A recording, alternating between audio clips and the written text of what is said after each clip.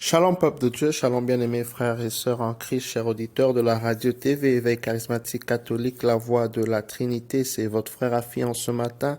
Je vous salue dans le puissant et précieux nom de notre Seigneur Jésus-Christ de Nazareth. Quelle joie de partager avec vous la parole de Dieu de ce matin qui est tirée de Matthieu 25, à partir du verset 1, comme d'habitude, je te demanderai de partager cette parole autour de toi afin que l'évangile, la bonne parole du Seigneur puisse, n'est-ce pas, être répandue, que sa gloire soit répandue. Alors, vraiment, partage cette parole autour de toi. Nous allons lire Matthieu 25 à partir du verset 1. Tout d'abord, recommandons ces instants à Dieu qui nous donne, n'est-ce pas, de vivre en ce jour. Tendre Père, nous venons à toi au nom de Jésus pour te bénir, pour te louer, pour te glorifier et te dire merci pour ton amour, ta fidélité. Bien fait, merci Père pour ton onction qui brise les jougs. Merci pour ta parole, Seigneur, la connaissance de ta parole qui nous a franchis, ô Yahweh. Merci pour la vie de mon frère, de ma sœur. Merci pour la protection divine. Merci pour cet instant. Seigneur Dieu, glorifie-toi dans ta parole, Seigneur. Prends le contrôle de nos vies, de ce matin, de cette journée que nous te recommandons, les chemins, tout ce que nous allons faire précède-nous. La Bible déclare, si l'Éternel le bâtit, les bâtisseurs bâtissent en vain. Toi seul, Seigneur, sois le bâtisseur de cette journée pour chacun de nous, au nom puissant de Jésus. Enlève-nous des dangers de l'ennemi, au nom puissant de Jésus. Couvre-nous par le sang de l'agneau en ce matin, au nom puissant de Jésus. Saint-Esprit, remplis-nous, guide-nous dans les voies de Dieu, sature l'atmosphère physique et spirituelle au nom de Jésus. Alléluia. La Bible déclare, bien-aimés, dans le livre de Matthieu 25, au verset 1, « Voyez ce qui se passera alors dans le royaume des cieux. Des jeunes filles ont pris leurs lampes.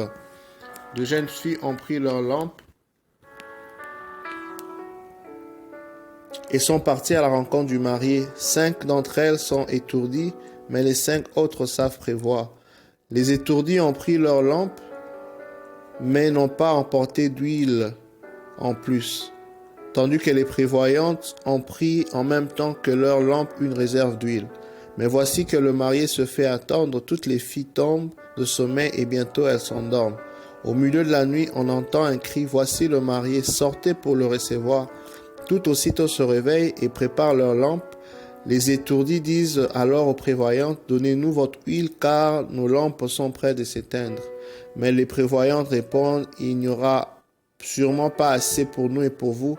Allez trouver ceux qui en vendent et achetez-en pour vous. Les voilà donc partis pour en acheter et c'est alors que le marié arrive. Celles qui sont prêtes à la recevoir entrent avec lui pour les noces et en referment la porte. Plus tard arrivent aussi les autres. Seigneur, Seigneur, disent-elles, ouvre-nous, mais lui répond, en vérité, je vous le dis, je ne vous connais pas. Restez donc éveillés, car vous ne savez ni l'heure, ni le jour. Alléluia. Je bénis Dieu pour cette parole en ce matin, cette parole qui vient nous faire du bien, nous fortifier.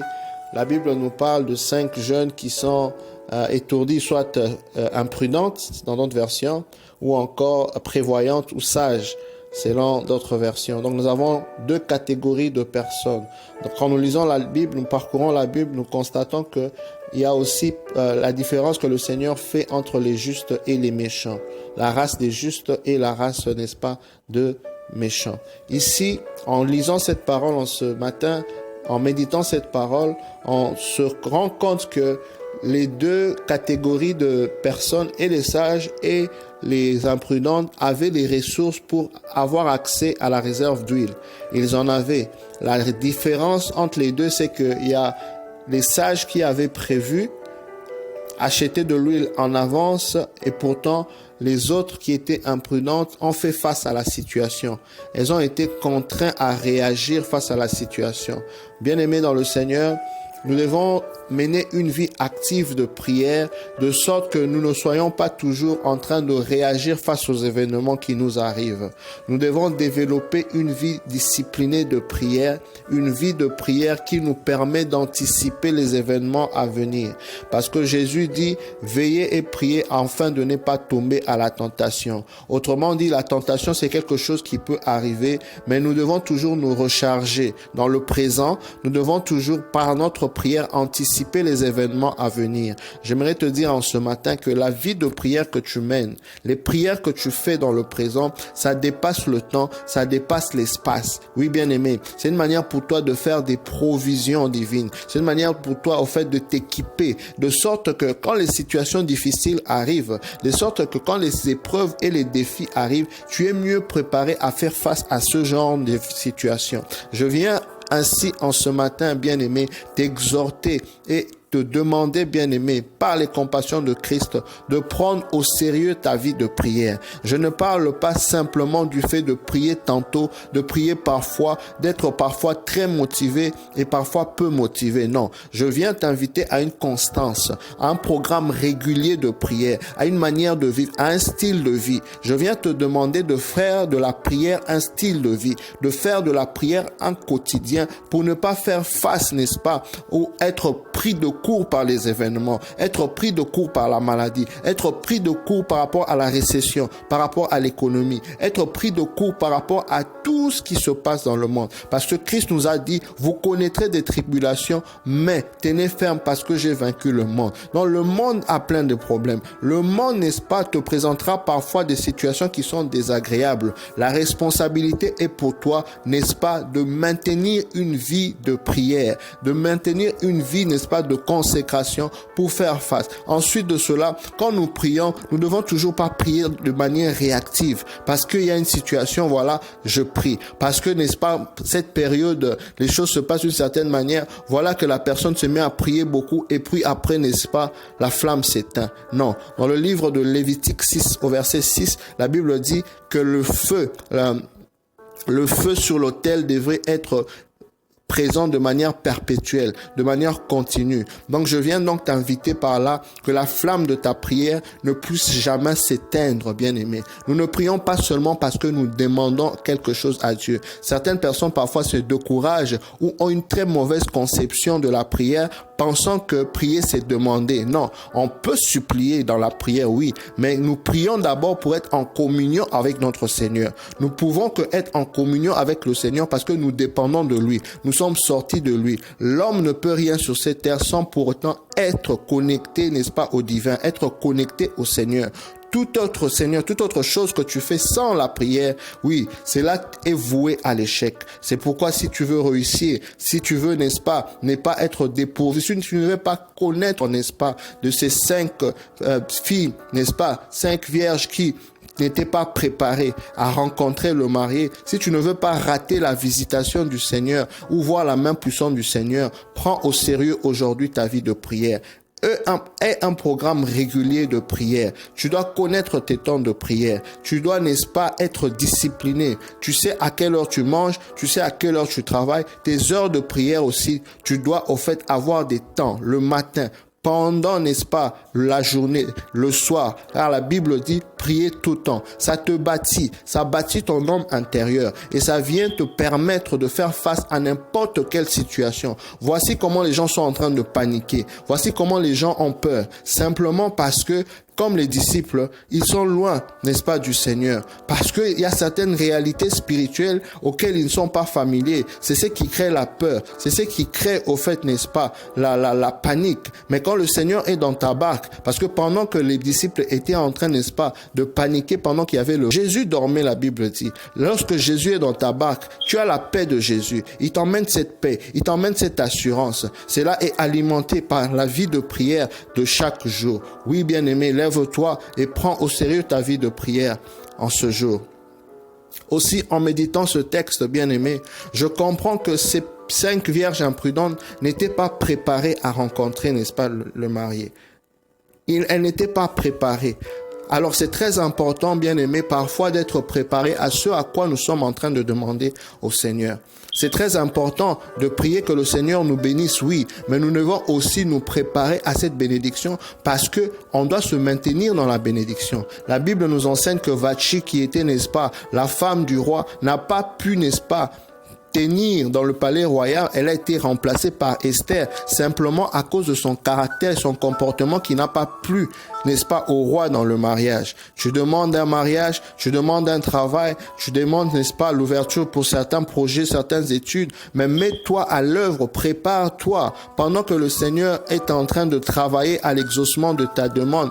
Qu'est-ce que tu es en train de faire entre-temps? Quelle formation tu es en train de prendre? Quelle sagesse tu es en train de bâtir? Quel conseil tu es en train de suivre? Tu dois te préparer à la bénédiction. Tu dois être prêt, de sorte que quand la bénédiction sera là, que tu puisses jouir des fruits de ce que tu es en train de demander au Seigneur. Alléluia. C'est très important d'être préparé parce que lorsque nous ne sommes pas préparés, on est au fait appelé quelque part à chuter ou encore à l'échec. Pourquoi? Parce que nous n'avons pas les compétences, nous n'avons pas, n'est-ce pas, les acquis, nous n'avons pas, n'est-ce pas, la connaissance, nous n'avons pas l'expérience qu'il faut pour faire avec ce que le Seigneur est en train, n'est-ce pas, de nous donner. Il y a une différence entre la foi et l'intelligence. Il y a une différence entre la foi et l'intelligence. Les deux ne se combattent pas, mais ça doit marcher, n'est-ce pas, ensemble. Tu peux prier le Seigneur, oui, mais aussi au même moment, il y a des choses que tu devais faire concrètement pour t'emmener, n'est-ce pas, à venir, à être préparé. Tu veux entrer dans une relation, tu dois travailler, n'est-ce pas, et préparer les choses par rapport à ton caractère.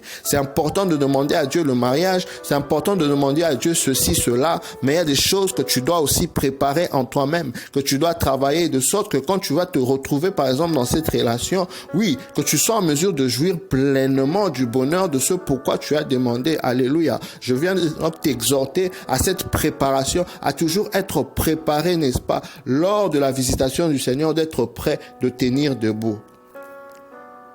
Alléluia. Mais aussi, en méditant cette parole en ce matin, je comprends que ça parle de la réserve d'huile. La lampe est comme une représentation de la parole de Dieu. Car David dit, ta parole est comme une lampe à mes pieds, une lumière sur mes sentiers.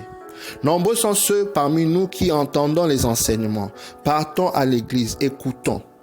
Mais que faisons-nous de cette parole que nous recevons après que nous ayons quitté, n'est-ce pas, ces instants d'enseignement, ces instants d'édification? Tu entends cette parole qui t'est communiquée chaque matin peut-être, quand cela t'est envoyé par quelqu'un autour de toi. Mais que fais-tu après cela? Qu'est-ce que tu fais pour alimenter cette parole qui est une lampe pour toi? Quels sont les efforts que tu fais? La Bible déclare, bien aimé, dans le livre de Hébreux, Actes des Apôtres 17, au verset 10, arrivés là, ils allèrent à la synagogue des Juifs, ceux qui avaient l'âme plus noble que ceux de Thessalonique, ils accueillèrent la parole avec beaucoup de volonté, et chaque jour, ils vérifiaient dans les Écritures si les choses étaient bien ainsi. Vous voyez, la Bible dit qu'ils avaient la bonne volonté. Et puis, chaque jour, il vérifiait les Écritures. Bien aimé, quand nous partons à l'école, le professeur va parler, le professeur va donner son cours. Après cela, il va donner des devoirs. Quand tu rentres à la maison, c'est à ta responsabilité d'étudier, de faire les devoirs, de rechercher encore la matière, de sorte que tu sois prêt quand les épreuves vont venir.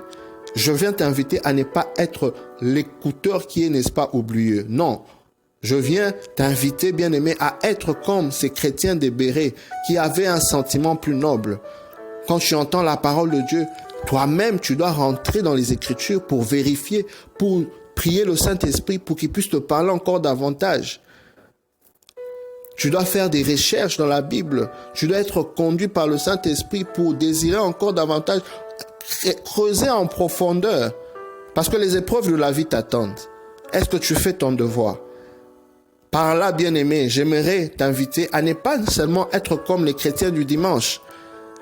À ne seulement pas être comme les chrétiens du dimanche. Je t'appelle à une forme d'intimité avec le Christ, de le désirer, d'avoir ces sentiments, de le rechercher. Dieu répond à ceux qui ont un désir, ont une soif. Donc quand tu entends cette parole, qu'est-ce que tu offres? Quelle est la réserve d'huile? Qu'est-ce que tu utilises pour alimenter ce que tu as reçu? Tu dois creuser en profondeur. Tu dois méditer. Donc je t'invite à une vie de méditation. à une vie de recherche. Tu dois dévorer les Écritures. Tu dois entrer en profondeur. Ne pas seulement t'arrêter au message que tu entends ou encore à l'église. Et quand tu fermes, n'est-ce pas, tu quittes l'église, c'est fini. La prochaine fois que tu entendras la parole, ça sera encore le prochain dimanche. Non. Tu devras toi-même te donner les moyens qu'il faut, avoir la bonne volonté d'entrer en profondeur. La femme adultère, la femme qui avait 12 ans de perte de sang, la Bible dit qu'elle avait entendu parler de Jésus. Mais lorsque Jésus passait, la Bible dit que quand elle avançait, elle-même à l'intérieur d'elle, elle se disait. Pourquoi? Parce que elle a entendu d'abord une parole et elle se donnait les moyens de s'exercer elle-même à l'intérieur d'elle-même, de répéter ces mêmes paroles. C'est ce que le Seigneur nous appelle à faire. Nous entendons aujourd'hui à travers le tonus matinal cette parole. Nous allons entendre notre prédication. Nous serons exposés à la parole de Dieu. Nous avons donc une responsabilité maintenant, une fois que nous avons été en contact avec cette parole, de le faire résonner à l'intérieur de nous, de le méditer à l'intérieur de nous, de faire en sorte que ça puisse prendre du volume, de la voix à l'intérieur de nous, pour que nous devenions cette parole. Voilà, la réserve d'huile, c'est ces efforts, c'est toutes ces choses que nous mettons en place pour que, n'est-ce pas, cette parole soit solide, pour que cette parole, n'est-ce pas, soit bâtie sur le roc, que cette parole, n'est-ce pas, puisse trouver écho en nous et que nous puissions devenir cette parole. Si nous verrons la main de Dieu, ainsi nous rencontrons le Seigneur, ainsi nous verrons la gloire du Seigneur, ainsi nous ne raterons pas la visitation parce que ces mariés qui étaient imprudents ont raté simplement l'opportunité, la visitation, parce qu'elle n'était prête, parce qu'elle n'avait pas été prête, parce qu'elle manquait, n'est-ce pas, la réserve d'huile. Alléluia. Oui, faisons ces choses avec une vie de prière constante, avec une vie de méditation constante, étant préparés et anticipant les choses et non réagissant par rapport à ce qui se présente devant nous. Sois béni, bien-aimé, que la grâce du Seigneur t'accompagne. Au nom puissant de Jésus. Amen.